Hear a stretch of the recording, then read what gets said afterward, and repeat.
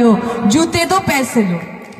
এই ED CBI Mamata ব্যানার্জির মধ্যে ওইরকম একটা সম্পর্ক জানি, মানে বোঝা যাচ্ছে না ইডি সিবিআই তদন্ত করতে এসছে না কারোর বাবার বিয়ে খেতে এসেছে। একটা জায়গায় রেড হচ্ছে, সিবিআই ইডি একজনের বাড়িতে গেছে, টাকা তছরূপের জন্য বিভিন্ন ভাবে দুর্নীতি হয়েছে সেটা তদন্ত করতে ইডি সিবিআই গেছে। মমতা ব্যানার্জি একদম ভাসুর ঠাকুরের মতো, মানে শালীর মতো আর কি, সে গেল যেরকম করে জুতো চুরি করে সেরকম করে ওই ফাইলটা চুরি করে নিয়ে চলে এলো, আর ইডি একদম ভাসুর ঠাকুরের মতো বসে রইলো, কোনো কথা বলতে পারলো না। হয়তো পরে বলেছে ফোন করে যে জুতে দো পয়সা লো, আমাকে টাকা দাও আর তার পরিবর্তে এই ফাইলটা নিয়ে যাও, হয়তো কথা হয়ে গেছে, আমরা সেসব জানি না।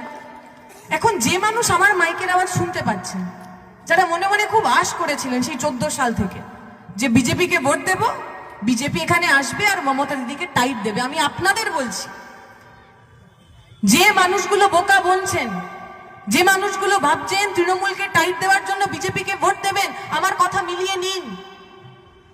যে কটা ভোট আপনি বিজেপিকে দেবেন আগামী দিনে সেই সব কটা ভোট ওই তৃণমূলের কাছে বিক্রি হয়ে যাবে, একটাও আপনার পাশে এসে দাঁড়াবে না। যারা মনে মনে ভাবছেন তৃণমূলকে শায়েস্তা করতে হবে, যারা মনে মনে ভাবছেন তৃণমূলকে সঠিক জায়গা দেখাতে হবে, আপনাদের বলছি বিশ্বাস করুন, আমাদের 11 সালের পর থেকে প্রতিদিন আমরা একটা করে নির্বাচন হেরেছি। 11 সালের পর প্রতিদিন আমাদের কমরেডরা লাল ঝান্ডা করার জন্য মার খেয়েছে, কিন্তু আমাদের কমরেডরা কারুর কাছে গিয়ে মাথা নোয়ায়নি। যদি তৃণমূলকে শায়েস্তা করতে হয় লাল ঝান্ডা শক্ত করে ধরুন, আমরা কথা দিচ্ছি 2026 সালে ওই ঝান্ডার সঙ্গে ডান্ডাটা আমরা আরো শক্ত করে বাঁধবো। তৃণমূলকে তৃণমূলের ভাষায় আমরা জবাব দেব। 26-এর পর আর যা যা ওরা করেছে, 11-র পর থেকে যে যে অন্যায় অত্যাচার করেছে ওদেরকে আমরা ফিরিয়ে দেব। ওই শালী ভাসুরের মতো কোনো সম্পর্ক আমাদের সঙ্গে তৃণমূল বিজেপির থাকবে না, এই কথা আমরা বলতে চাই, এই কথা আমরা বলতে চাই। আমি মালদা স্টেশনে আজকে যখন সকালবেলা নেমেছি, কলতান্দা বলছিল আরো একটু ভোরবেলা নেমেছে, ঘুম চোখে স্টেশন থেকে নেমে হঠাৎ করেই ঘাবড়ে গেছে, দেখছে নরেন্দ্র মোদী হাত জোর করে দাঁড়িয়ে আছে। বুঝতে পারছি না কলতান্দা যে স্বপ্ন দেখছি না কি দেখছি রে বাবারে। পরে বোঝা গেল কিছুদিন আগে মালদাতে যে প্রধানমন্ত্রী শ্রী শ্রী নরেন্দ্র মোদী যে এসেছিলেন তার নানা রকম ছবিতে পুরো জায়গা ভরিয়ে দিয়েছে। ভালো কথা, আমাদের ট্যাক্সের টাকা, সেই ট্যাক্সের টাকায় স্কুল হবে না, কলেজ হবে না, চাকরি হবে না, কারখানা হবে না, ওনার বড় বড় কাট আউট লাগবে, খুব ভালো কথা, খুব আনন্দের কথা হোক। আচ্ছা, মালদা এসে নরেন্দ্র মোদী কি কথা বললেন? মালদা এসে উনি বললেন যে মালদার আমকে নাকি সারা বিশ্বে বিখ্যাত করতে হবে, তাই বিজেপিকে ভোট দিন। আরে যবে তোর বিজেপি জন্মায়নি তার আগে থেকে মালদার আম সারা বিশ্ব জুড়ে ফেমাস আছে, তোকে নিয়ে ভাবতে হবে না। নরেন্দ্র মোদী মালদায় এসে বললেন, অমুক ঠাকুরের কথা বললেন, অমুক কালীর কথা বললেন, সবার কথা বললেন। আচ্ছা, এই মালদার বুকের সাধারণ মানুষ, জামিরদা বলছিলেন পরিযায়ী শ্রমিক হয়েছেন যারা, যারা কেউ কেরালায় কাজ করতে যায়, তামিলনাড়ুতে কাজ করতে যায়, কেউ গুজরাটে কাজ করতে যায়, বিহারে কাজ করতে যায়, হরিয়ানায় দিল্লিতে কাজ করতে যায়, আর প্রতিদিন যাদেরকে বাংলাদেশি বলে মারা হয়, খুন করা হয়, তাদের নিয়ে একটা কথা বললেন না কেন? ঠাকুর কিসের জন্য, মন্দির কিসের জন্য, মসজিদ কিসের জন্য? মানুষকে ভালো রাখার জন্য তো।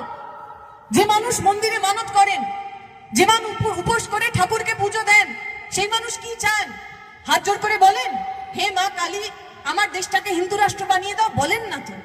বলেন আমার বাড়ির ছেলেটা মেয়েটা সে যেন একটু দুধে ভাতে থাকে, তার জন্য যন্ত্রণা কষ্ট না হয়, চাকরি বাকরি যেন ভালো করে পায়।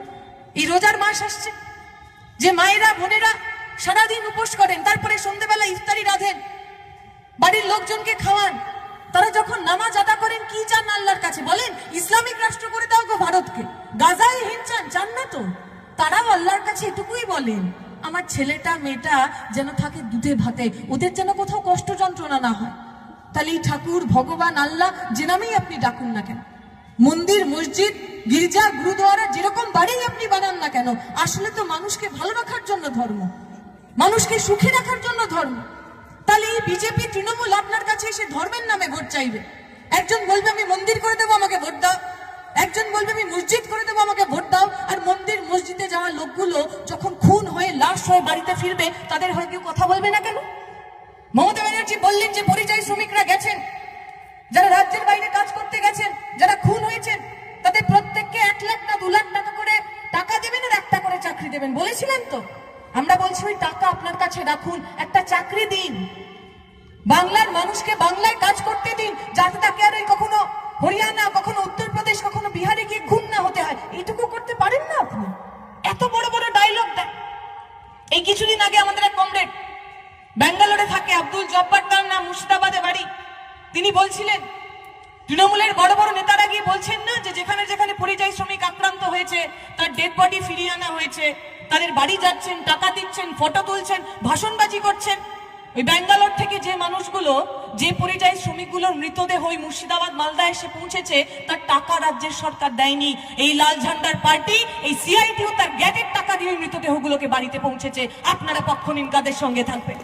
আমরা আসবো না আপনার কাছে, বলবো না আপনি মুসলমান তাই আমাদের ভোট দিন, বলবো না আমরা আপনি হিন্দু তাই আমাদের ভোট দিন, কিন্তু আমরা বলবো আপনার বাড়ির, আপনার গ্রামের ছেলেটা মেয়েটা যদি কালকে ব্যাঙ্গালোর, কালকে দিল্লি, কালকে মুম্বাইতে কাজ করতে গিয়ে আক্রান্ত হয়, তৃণমূল বিজেপি আমরা জানি না, সরকারে কে আছে আমি জানি না, পরিযায়ী শ্রমিককে বাঁচানোর জন্য লাল ঝান্ডা বুক পেতে দেবে, লাল ঝান্ডা ছাতা হয়ে আপনার মাথায় থাকবে। আপনি পক্ষ নিন, কাদের সঙ্গে থাকবে? ধর্মের নামে ভোট দেবেন, মন্দিরের নামে ভোট দেবেন, মসজিদের নামে ভোট দেবেন, নাকি বেঁচে থাকার অধিকারের জন্য ভোট দেবেন? তৃণমূল বিজেপি আমার আপনার কাছ থেকে আমাদের এই অধিকারগুলোকে কেড়ে নিতে চায়।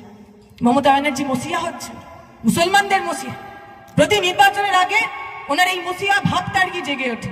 ওই যে রমজান মাস, পুরো মাসটা ডান্ডে পিণ্ডে গিলবে, মাংস খাবে, মাছ খাবে, আরো যা যাওয়ার প্রাণে চায় সব খাবে।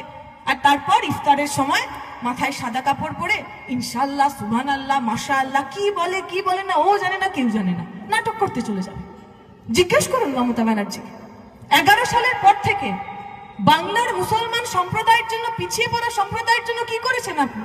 এই তো বেদিয়া সম্প্রদায়, এখানে শেরবাদিয়া।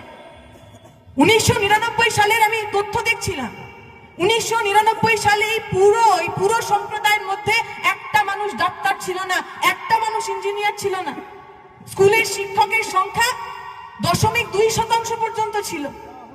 পড়াশোনার অবস্থা 10%, 12% ছেলে মেয়েদের কাছে পড়াশোনার সুযোগ ছিল। এই বামপন্থী সরকার, এই লাল ঝান্ডার সরকার ওই ওবিসি রিজার্ভেশনের মধ্যে দিয়ে এই পরিবারের ছেলে মেয়েদের মাথা উঁচু করে বাঁচার অধিকার দিয়েছে। আমরা বলেছি আপনি কোন ঘরে জন্মেছেন সেটা গুরুত্বপূর্ণ নয়, স্বপ্ন দেখার সাহস থাকবে আপনার। আপনি গরিব হন, আপনি শ্রমিক হন, আপনি কৃষিজীবী হন, আপনার পরিবারের ছেলে মেয়েরা মেধা থাকলে সে ডাক্তার হবে, ইঞ্জিনিয়ার হবে, এমএলএ হবে, এমপি হবে, কেউ আটকাতে পারবে না। সেই স্বপ্ন দেখার সাহস, ওবিসি রিজার্ভেশন, সংরক্ষণ, সেই সবটা তৃণমূল কেড়ে নিল। আর ওরা মুসলমানদের মসিহা। 11 সালের পর থেকে একটার পর একটা মানুষ খুন হয়েছে। সৈফুদ্দিন মোল্লা দক্ষিণ 24 পরগনার ছাত্র নেতা ছিল, ওর পরিবারের প্রথম ছেলে যে কলেজে গেছে,